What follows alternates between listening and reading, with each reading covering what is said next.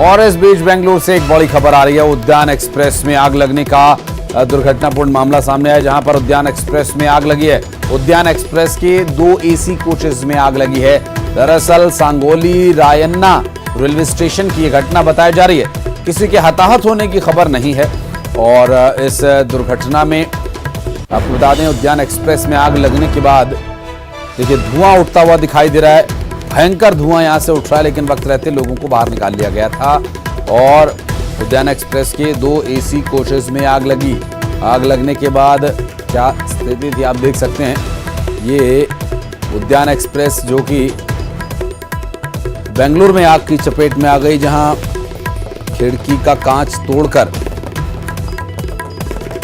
इसे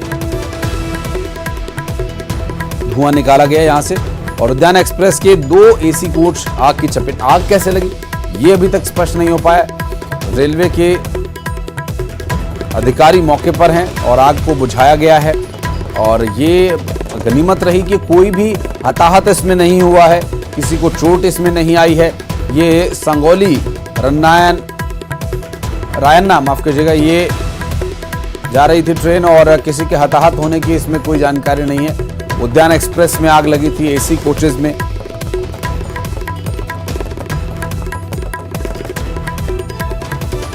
बेंगलुरु से तस्वीरें जो सामने आई, और ये जो हादसा हुआ, इस हादसे में राहत की बात ये रही कि कोई भी इसमें हताहत नहीं हुआ, सभी सुरक्षित हैं। और उद्यान एक्सप्रेस के 2 एसी कोच में दरअसल आग लगी थी। और संगोली रायन्ना रेलवे स्टेशन पर ये दोनों एसी कोचेस को रोककर इसमें जो आग लगी हुई थी उसे बुझाया गया। और खिड़की के कांच तोड़ करके ट्रेन की जो बोगी में धुआं भरा हुआ था उसे निकाला गया। वहां पर फायर ब्रिगेड की टीम मौके पर फटाफट इस पूरे आगजनी की किसी भी संभावना को निरस्त करने में जुट गई। फौरन आग को बुझाने के लिए वहां पर टीम तैनात की गई।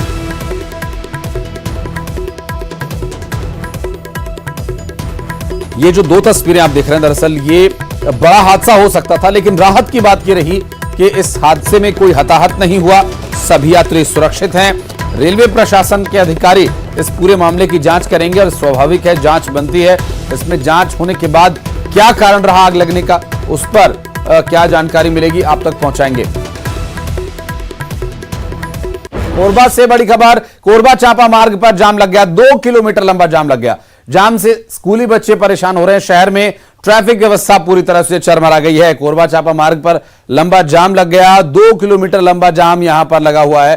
कोरबा से इस वक्त की बड़ी खबर आपको बता दें, जाम लगने की वजह से काफी परेशानी यहां पर हो रही है। कुछ तस्वीरें जो सामने आई कोरबा चांपा मार्ग पर, वो हम आपको दिखा रहे हैं, जहां देखिए बड़े बड़े ट्रक्स वहां पर खड़े हैं, लोडिंग वाहन वहां नजर आ रहे हैं, बसेस और कार सभी जाम में फंसे हुए हैं।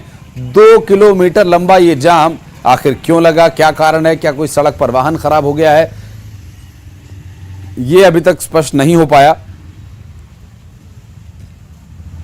और इसकी वजह से शहर में भी जो ट्रैफिक की व्यवस्था है वो पूरी तरह से चरमरा गई है। कोरबा चांपा मार्ग पर जाम लगने की वजह से काफी परेशानी का सामना लोगों को करना पड़ रहा है। और इतना ही नहीं, इस जाम में स्कूल की बसेस फंसी हुई हैं, स्कूली बच्चों को भी परेशानी हो रही है।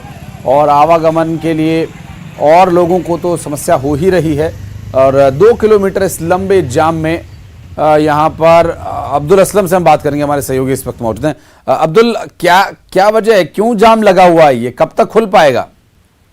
जी, आपको बता दूं कि चूंकि सड़क का निर्माण चल रहा है कोरबा चांपा मार्ग में, और पानी गिरने के कारण सड़क भी पानी भरने के कारण स्थिति जो है वो खराब हुई है। और साथ ही बेतरतीब तरीके से जो वाहन चालक है वो भी एक बड़ा कारण है जो जाम लगने के पीछे। और सुबह से ही जो जाम है ये उर्गा चांपा मार्ग में उर्गा चौक के पास में चारों तरफ से जाम लगा हुआ है, और जिसके कारण लंबी कतार वाहनों की लगी हुई है, और जिसमें स्कूली बच्चे भी इस जाम में फंसे हैं, जिसके कारण वो काफी परेशान हो रहे हैं, आम लोग भी परेशान हो रहे हैं। बिल्कुल, और जाम खुलने की जो ये समस्या है कि कब तक हल हो पाएगी अभी तक स्पष्ट नहीं हो पाया। लेकिन अब्दुल, कोई वैकल्पिक मार्ग खोला गया, कुछ वहां पर ट्रैफिक व्यवस्था के लिए कुछ पुलिस, कुछ प्रशासन को इंतजाम कर रही है कि नहीं? ट्रैफिक पुलिस और उर्गा पुलिस जो है वो मौके पर पहुंची हुई है और जाम को खोलने का प्रयास किया जा रहा है ताकि लोगों की परेशानी वो दूर हो सके। बहुत शुक्रिया आपका अब्दुल इस जानकारी के लिए। बलौदा बाजार से बड़ी खबर आपको बता दें, सड़क हादसे में शिक्षक और शिक्षिका गंभीर रूप से घायल हो गए। स्कूटी सवार पति पत्नी को वाहन ने टक्कर मार दी। शिक्षिका और शिक्षक दोनों पति पत्नी हैं। लवन स्थित सामुदायिक स्वास्थ्य केंद्र में उनका इलाज चल रहा है। शिक्षक के पैर में और शिक्षिका के सिर में गंभीर चोट आई है और कोहरौद स्कूल में पढ़ाने के लिए ये दोनों जा रहे थे। हादसा हुआ और हादसे में पति पत्नी को गंभीर चोट आई है, जिन्हें हॉस्पिटल में एडमिट करवाया गया। बलौदा बाजार से बड़ी खबर, स्कूटी पर सवार होकर दोनों पति पत्नी जा रहे थे। दोनों ही टीचर हैं और पति पत्नी दोनों ही को सामुदायिक स्वास्थ्य केंद्र लवन में एडमिट करवाया गया है और दुर्घटना के बाद जो उन्हें चोट आई है उसके लिए इलाज किया जा रहा है। और बलौदा बाजार में ये हादसा हुआ जहां स्कूटी सवार पति पत्नी को टक्कर लगने के बाद, दुर्घटनाग्रस्त होने के बाद उनको चोट आई। और इस पूरे मामले में अब टक्कर किस वाहन से लगी और कौन उसे चला रहा था, किसकी लापरवाही और क्या कुछ इस हादसे के पीछे जो प्राथमिक है कारण, इस पर लगातार पुलिस अभी छानबीन करेगी। कांकेर से बड़ी खबर, सर्व पिछड़ा वर्ग का आज कांकेर बंद, 27% आरक्षण की मांग को लेकर कांकेर बंद किया गया। बंद को चैंबर ऑफ कॉमर्स ने समर्थन दिया। कांकेर बंद का असर दिख रहा है और कांकेर बंद में आप तस्वीरें जो सामने हैं उन्हें देखकर अंदाजा लगा सकते हैं कि सर्व पिछड़ा वर्ग आज कांकेर बंद का मिला जुला असर यहां पर दिखाई दे रहा है। लगभग जो दुकानें हैं वो सभी बंद हैं, हालांकि मार्केट में आवागमन जारी है, लोग आ जा रहे हैं उस रास्ते से।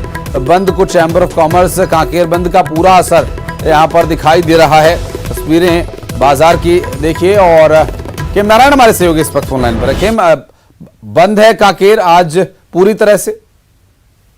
देखिए, जैसे जैसे विधानसभा चुनाव सामने आ रहा है वैसे वैसे हर समाज वर्ग के जो लोग हैं वो अपनी अपनी मांगों को लेकर जो है सामने आ रहे हैं और उसी क्रम में जो है 27% आरक्षण की मांग को लेकर जो है सर्व पिछड़ा वर्ग समाज ने जो है आज कांकेर बंद का आह्वान किया है और जो है चेंबर ऑफ कॉमर्स ने इसे समर्थन भी दिया है। आपातकालीन सेवाओं को छोड़कर जो है सभी प्रतिष्ठानें जो है आज यहाँ बंद दिखाई दे रही हैं और जो है समाज, सर्व पिछड़ा वर्ग समाज के जो लोग हैं वो भी बंद कराने को लेकर जो है शहर में निकले हुए हैं और लोगों से निवेदन कर रहे हैं कि 10 बजे से 3 बजे तक जो है कांकेर शहर की प्रतिष्ठानें बंद रखें। जी, बहुत शुक्रिया खेम नारायण आपका इस जानकारी के लिए। छत्तीसगढ़ में हुए कथित कोल स्कैम को लेकर ईडी की ओर से हाईकोर्ट में रिट पिटीशन क्रिमिनल दायर किया गया है। जिन्हें आरोपी बनाया गया है उनके खिलाफ विधिवत कार्रवाई की मांग की गई। वहीं स्पेशल कोर्ट रायपुर में अभियोजन परिवाद दायर किया गया है। परिवाद 280 पन्नों का है। अभियोजन में 11 लोगों को अभियुक्त बनाया गया। मामले में 2 कांग्रेस विधायकों को भी आरोपी बनाया गया है। विधायक देवेंद्र यादव और चंद्रदेव या राय चार्जशीट में इनको आरोपी बनाया गया। साथ ही रायपुर की अदालत में रानू साहू के खिलाफ चार्जशीट पेश की गई है।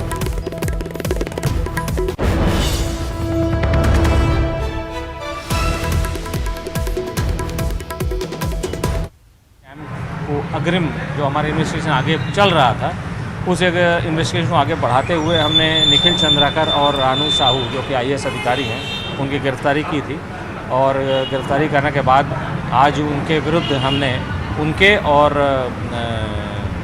9 अन्य के विरुद्ध, निखिल चंद्राकर, रानू साहू और 9 अन्य के विरुद्ध एक अभियोजन परिवाद माननीय स्पेशल कोर्ट रायपुर के समक्ष प्रस्तुत किया है। हमारा जो अभियोजन परिवाद है वो लगभग 280 पन्नों का है, लेकिन जो रिलाइड अपॉन डॉक्यूमेंट्स हैं जिनके आधार पर हमने अपना केस को और इस अभियोजन परिवाद में 11 लोगों को हमने अभियुक्त बनाने के लिए माननीय न्यायालय से प्रार्थना किया है, जिसमें प्रमुख नाम निखिल चंद्राकर, मनीष उपाध्याय जो कि रानू साहू हैं जो तत्कालीन समय में कोरबा कलेक्टर रही थी, उनके हमने लगभग जो प्रॉपर्टी अटैच करके ऑलरेडी रखी हुई है और उसमें विधायक हैं 2, देवेंद्र सिंह यादव और चंद्रदेव राय, ये दोनों विधायक हैं। ये भी उसमें प्रमुख अभियुक्तों में हमारी प्रोसिक्यूशन कंप्लेंट में हमने उन्हें शामिल किया है। और टोटल खरगोन जिले के बड़वाह में ओंकारेश्वर से अयोध्या जा रहे नर्मदेश्वर शिवलिंग का बड़वाह में भव्य स्वागत किया गया। स्थानीय विधायक सचिन बिरला और नगर पालिका अध्यक्ष राकेश गुप्ता की अगुवाई में लोगों ने पुष्प वर्षा कर स्वागत किया। ओंकारेश्वर से अयोध्या तक श्री नर्मदानंद जी के सानिध्य में श्री नर्मदेश्वर शिवलिंग की यात्रा निकाली जा रही है। इस रथ यात्रा के दौरान रथ पर सवार शिवलिंग का दर्शन लाभ श्रद्धालुओं ने लिया।